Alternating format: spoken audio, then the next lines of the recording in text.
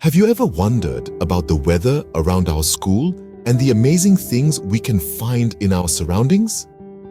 Well, if you have, you're in for a treat today. We're going to dive into the fascinating world of weather and weather conditions. So, let's start by thinking about stepping outside. What do you feel? Is the air warm or cool? Is it dry, rainy, windy, or a bit misty? These are all examples of weather conditions. And the fascinating thing about weather is that it's never the same in two different places at the same time. It might be sunny where you are, but a few miles away, it could be raining. Now, when we talk about weather, we can't ignore the elements that make it up. These are the things we see and feel when we experience weather. We call them elements of weather. For instance, the warmth or chill you feel is due to temperature. One of the most basic elements of weather, the rain that sometimes hits your face when you step outside, is another element known as precipitation. The breeze that rustles your hair and makes the leaves dance?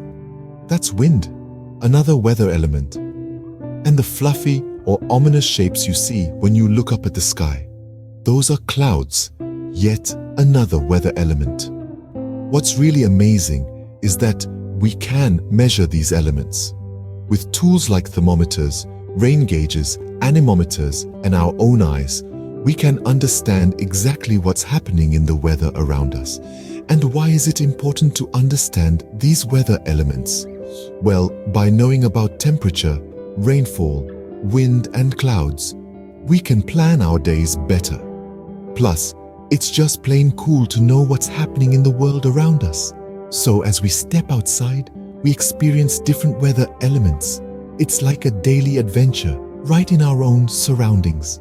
In the next sections, we're going to dive deeper into these elements and understand them better. So, are you ready to become a weather detective? Let's dive into these elements and understand them better. So, what are these elements of weather we keep talking about? Let's dive right in and explore. First up is temperature.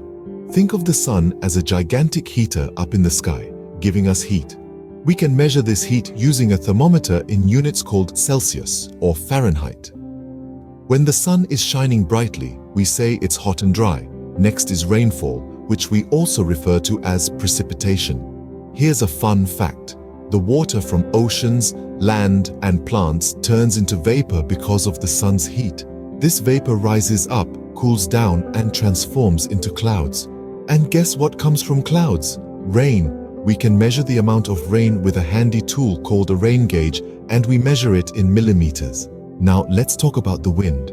Have you ever seen leaves swirling around or felt a cool breeze against your skin? That's the wind at work. Wind can be a gentle breeze or a speedy storm. We use a tool called an anemometer to measure wind speed, and we measure it in kilometers per hour. Last but not least, we have clouds. If you look up at the sky, you'll see different shapes and colors. Those are clouds. Dark clouds might mean rain is on the way, while a clear, cloudless sky usually means a sunny day ahead. These four elements, temperature, rainfall, wind, and clouds, are what we call the elements of weather. By observing and measuring these elements, we can understand what's happening in the world around us. Is it a good day for a picnic? Should we take an umbrella to school? These are questions we can answer by understanding weather elements. And guess what? The awesome scientists at the Department of Meteorology help us by preparing a weather report using fancy equipment. But you don't always need fancy equipment. With keen observation and a bit of knowledge, you can become a junior weather scientist too. Knowing these elements helps us to plan our day and understand our environment better. So get ready to observe, measure, and explore the fascinating world of weather.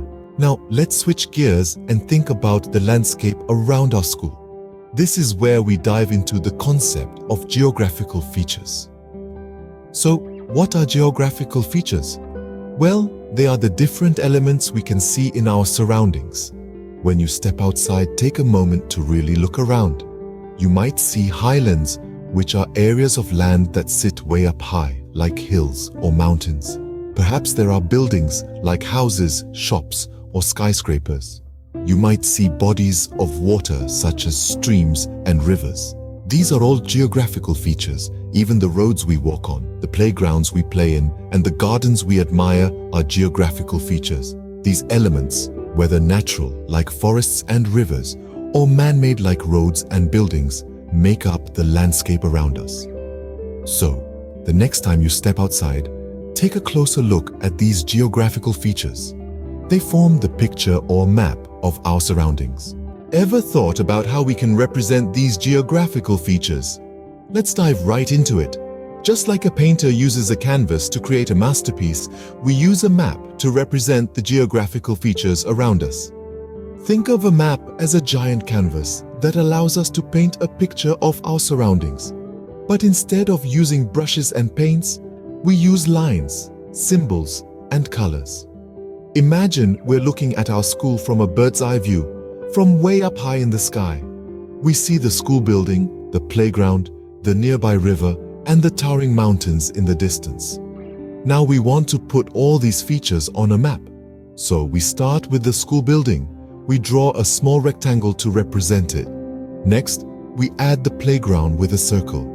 The river could be a wavy line, and the mountains, a series of triangles. We've just created a simple map that shows where these features are in relation to one another. But a map is more than just a drawing. It's a powerful tool that helps us understand the shape and location of things better than pictures. For instance, a picture of our school can show us what it looks like, but a map can show us where it is, how far it is from the playground, or what direction you need to go to reach the river.